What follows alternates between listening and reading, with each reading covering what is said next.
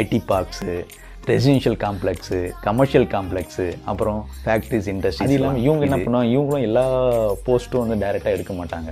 இவங்க எடுக்கிற போஸ்ட்லாம் பார்த்தீங்கன்னா இந்த ஒரு ஃபெசிலிட்டி மெயின்டைன் பண்ண விஷயம் நாலு பேசிக்காக என்னென்ன தெரிஞ்சுக்கணுமோ அது எல்லாமே நீங்கள் தெரிஞ்சுக்கோங்க. நீங்கள் வந்து அன்புள்ள நண்பர்கள் அனைவருக்கும் என் பணிவான வணக்கங்கள். இன்றைக்கி நம்ம பார்க்க போகிற வீடியோ ஃபெசிலிட்டி மேனேஜ்மெண்ட்னா என்ன, அதில் இருக்கிற ஜாப் ஆப்பர்ச்சுனிட்டிஸ் என்ன, அப்புறம் என்னுடைய இன்டர்வியூ டிப்ஸும் நான் அதில் கொடுக்க போகிறேன் என்னுடைய 15 இயர்ஸ் எக்ஸ்பீரியன்ஸை பேஸ் பண்ணி.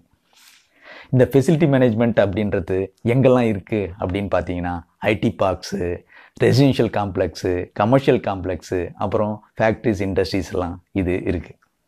ஃபெசிலிட்டிஸ்னால் என்னென்ன அப்படின்னு நம்ம பார்த்தீங்கன்னா அது என்னென்ன டிபார்ட்மெண்ட்ஸ் அப்படின்னு பார்த்தீங்கன்னா எலக்ட்ரிக்கல், ஏசி, ப்ளம்பிங், அதில் வாட்டர் மேனேஜ்மெண்ட் சிஸ்டம் அதில் தனியாக இருக்குது. அதில் SDP sewage treatment plant, water management plant, RO, அப்புறம் ஓடபிள்யூசின்னு இப்போ புதுசாக ஒரு டிபார்ட்மெண்ட் வந்திருக்கு. ஆர்கானிக் வேஸ்ட் கண்ட்ரோல், அது நிறைய இடத்துல இல்லாமல் இருக்கும், ஆனால் இப்போ அது இன்சிஸ்ட் பண்ணுறாங்க.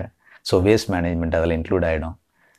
அதுக்கப்புறம் பார்த்திங்கன்னா fire protection system, fire alarm system, அப்புறம் இஹெச்எஸ்ன்னு ஒரு டிபார்ட்மெண்ட்டு, அதாவது எக்யூப்மெண்ட்ஸுக்கும் ஹியூமன்ஸுக்கும் வேலை செய்கிற இடத்துல பாதுகாக்க வேண்டியது, அதாவது மானிட்டர் பண்ணி அவங்களுக்கு ப்ராப்பராக கைட் பண்ண வேண்டியது இந்த இஹெச்எஸ் டிபார்ட்மெண்ட்டோட வேலை.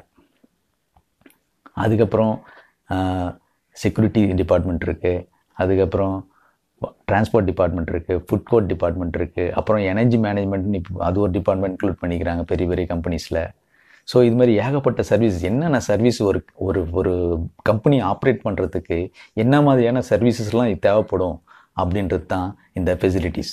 ஸோ இந்த ஃபெசிலிட்டிஸை மேனேஜ் பண்ணுறதுக்கு அவங்க டைரெக்டாக அந்த கம்பெனிஸ்லாம் வந்து டைரெக்டாக எம்ப்ளாய் பண்ண மாட்டாங்க. அதுக்கு சப் வெண்டார் தான் கான்ட்ராக்ட் விடுவாங்க. அந்த கான்ட்ராக்ட் விடுறவங்க தான் ஃபெசிலிட்டிஸ் மேனேஜ்மெண்ட் கம்பெனி. ஸோ அந்த facilities management companies top companies எதுன்னு பார்த்தீங்கன்னா சிபிஆர்இ, ஜேஎல்எல், குஷ்மன் அண்ட் வேக்ஃபீல்ட், ஐஎஸ்எஸ், சொடஸ்கோ, இது மாதிரி ஏகப்பட்ட கம்பெனிஸ் இருக்குது. இதை தவிர ஏகப்பட்ட கம்பெனிஸ் இருக்குது. நீங்கள் நெட்டில் சர்ச் பண்ணிங்கன்னா கிடைக்கும். ஆனால் இந்த மாதிரி கம்பெனிஸில் நீங்கள் நான் சொன்ன கம்பெனிஸில் வேலை ட்ரை பண்ணிங்கன்னா உங்களுக்கு கிடைச்சிதுன்னா நீங்கள் நல்ல வாழ்க்கையில் முன்னேற முடியும், நல்ல ஜாப் கிடைக்கும்.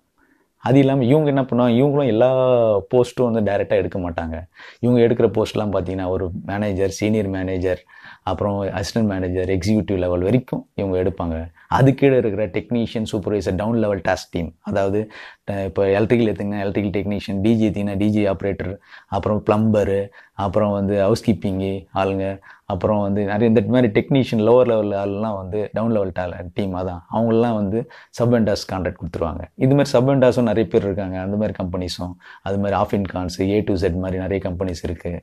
அவங்கக்கிட்ட சப் கான்ட்ராக்ட் கொடுத்துருவாங்க. ஸோ இது வந்து கான்ட்ராக்ட் நம்ம பெர்ஃபார்மன்ஸ் பேஸ் பண்ணி அவங்க ரினியூல் பண்ணுவாங்க. ஸோ இந்த கம்பெனிஸ் இப்படி தான் அந்த ஃபெசிலிட்டி மேனேஜ்மெண்ட்டு இயங்குது.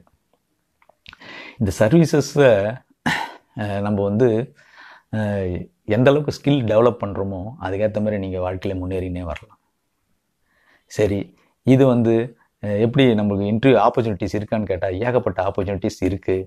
இது வந்து யாருமே நிரந்தரமாக இந்த போஸ்ட்டில் இருக்க மாட்டாங்க. முக்கியமாக சின்ன கம்பெனிகள்லாம் பெரிய கம்பெனிக்கு போவாங்க, பெரிய கம்பெனிலாம் அடுத்த போஸ்ட் போவாங்க. பெரிய கம்பெனி இப்போ பெரிய டாப் மேனேஜ்மெண்ட் ஃபெசிலிட்டி கம்பெனிலாம் என்ன பண்ணுவாங்க, அதில் எக்ஸ்பீரியன்ஸ் ஆகலாம் டைரக்ட் ரெக்ரூட்மெண்ட்டுக்கு ட்ரை பண்ணுவாங்க. இந்த டைரெக்டாக கம்பெனிஸ்லாம் இருக்காங்க, அவங்க என்ன தான் கான்ட்ராக்ட் விட்டாங்களோ ஒருத்தர் 2 பேர் அவங்க கம்பெனி சைடு, கிளைண்ட் சைடுன்னு சொல்லுவோம், அந்த கிளைண்ட் சைடு 2 பேர் 3 பேர் வச்சுப்பாங்க. ஸோ அந்த இதுக்கு டைரெக்டாக போய் நீங்கள் அந்தளவுக்கு எக்ஸ்பீரியன்ஸும் நாலேஜும் கெயின் பண்ணிட்டீங்கன்னா அதில் டைரெக்டாக நீங்கள் எம்ப்ளாய் ஆகி போயிடலாம். சரி, இப்போது நான் இதெல்லாம் இப்போ சொல்லிட்டேன். இப்போது இந்த இன்டர்வியூ அட்டன் பண்ணுறதுக்கு என்ன மாதிரியான ஸ்கில்ஸு நம்மளுக்கு தேவைப்படும் அப்படின்னு பார்த்தீங்கன்னா முக்கியமாக ஒருத்தரும் ஃப்ரெஷராக இருந்தாலும் சரி, எக்ஸ்பீரியன்ஸாக இருந்தாலும் ஒரு 3 ஸ்கில் முக்கியமாக தேவைப்படுது. ஃபஸ்ட்டு ஸ்கில்லு வந்து பேசிக் சப்ஜெக்ட் நாலேஜ் இருக்கணுங்க. நீங்கள் ஒரு இன்ஜினியராக இருந்தீங்கன்னா அதில் எலக்ட்ரிக்கலாக இருந்தீங்கன்னா நீங்கள் எதில் ஸ்ட்ராங்காக இருக்கீங்களோ அதில் நீங்கள் வந்து ஸ்ட்ராங்காக இருங்க. ரெஸ்யூமில் அதை போடுங்க. அதை கேட்கும்போது கேள்வி நீங்கள் தைரியமாக போல்டாக அட்டன் பண்ணுங்கள். ஸோ பேசிக் சப்ஜெக்ட் நாலேஜ் நீங்கள் எந்த பொசிஷன் அப்ளை பண்ணுறீங்களோ அந்த பேசிக் சப்ஜெக்ட், எலக்ட்ரிக்கல் இன்ஜினியராக இருந்தால் நீங்கள் எலக்ட்ரிக்கல் ஸ்ட்ராங்காக இருக்கணும், HVAC இன்ஜினியராக HVACயில் ஸ்ட்ராங்காக இருக்கணும், இல்லை ஹவுஸ் கீப்பிங் இருந்தீங்கன்னா நீங்கள் ஹவுஸ் கீப்பிங் வந்து எப்படி ஹைஜீனிக்காக, எப்படி க்ளீன்லினஸாக இந்த ஒரு ஃபெசிலிட்டியை மெயின்டைன் பண்ணுற நாலேஜ் நீங்கள் டெவலப் பண்ணிங்க. அது வந்து என்னென்ன கெமிக்கல்ஸ் யூஸ் பண்ணணும் க்ளீனிங்க்கு அப்படின்றத நீங்கள் நல்லா டெவலப் பண்ணிக்கணும். அந்த நாலேஜை அதை நல்லா ஸ்ட்ராங் ஆகிக்கணும், நீங்கள் இன்டர்வியூ அட்டன் பண்ணலாம். இப்போ எலக்ட்ரிக்கலில் பொறுத்த வரைக்கும் பார்த்தீங்கன்னா டிஜி, லிஃப்ட்டு, ஃபயர் அலார்ம் சிஸ்டமும் தெரிஞ்சிருது அவசியம். ஓகேவா? இதெல்லாம் வந்து பேசிக்காக நீங்கள் வளர்த்துங்க நாலேஜ். பேசிக்காக என்னென்ன இருக்கும், எர்த்திங்னா என்ன, அப்புறம் ஒரு சின்ன சின்ன விஷயங்க பேசிக்காக என்னென்ன தெரிஞ்சுக்கணுமோ அது எல்லாமே நீங்கள் தெரிஞ்சுக்குங்க. அதுக்கப்புறம் அதே மாதிரி ஏசிலையும் அதே மாதிரி சில்லர் பற்றி நல்லா தரவு நாலேஜ் வளர்த்துங்க. அதே மாதிரி ப்ளம்பராக இருந்தாலும் வாட்டர் மேனேஜ்மெண்ட் சிஸ்டம் பற்றி நல்லா தெரிஞ்சுங்க. ட்ரீட்மெண்ட் பிளான்ட்டை பற்றி தெரிஞ்சுங்க.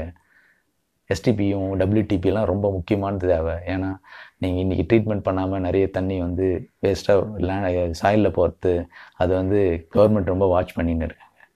ஸோ இது இல்லாமல் 3வது ஒரு ஸ்கில் ரொம்ப தேவை இன்டர்வியூ அட்டன் பண்ணும்போது, communication skill.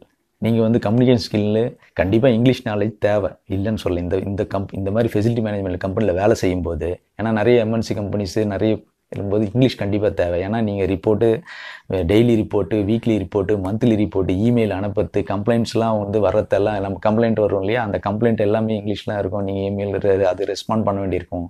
So English knowledge ரொம்ப முக்கியமாக நீங்கள் டெவலப் பண்ண வேண்டியிருக்கும். ஒரு நல்ல பொசிஷன் எக்ஸிக்யூட்டிவ் லெவலுக்கு மேலே வரவங்கலாம். டவுன்லெவல் டீமில் நீங்கள் இப்போ ஆந்தி ஜாவா வந்து ஃபீல்டு எக்ஸ்பீரியன்ஸ் இருக்க வேண்டியிருக்கும்.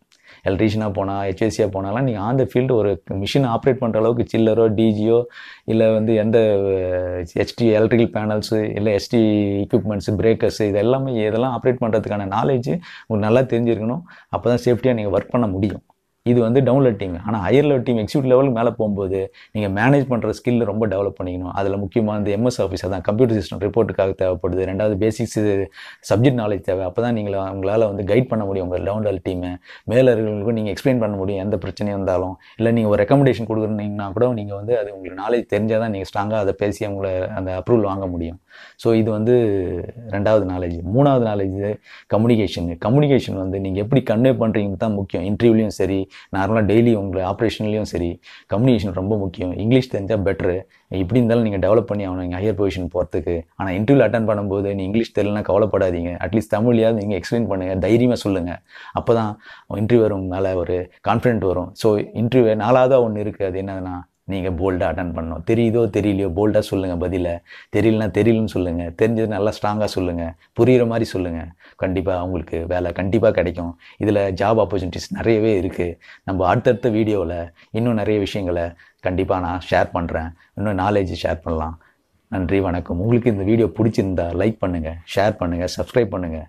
ப்ளஸ் கமெண்ட்ஸில் எழுதுங்க. உங்களுக்கு என்ன மாதிரியான உங்களுக்கு அட்வைஸோ, உங்களுக்கு சப்போர்ட் எதாவது தேவைன்னா கண்டிப்பாக அதை கமெண்ட்டில் போடுங்க. என்னால் முடிஞ்சது நான் உங்களுக்கு கண்டிப்பாக ஷேர் பண்ணுறேன்.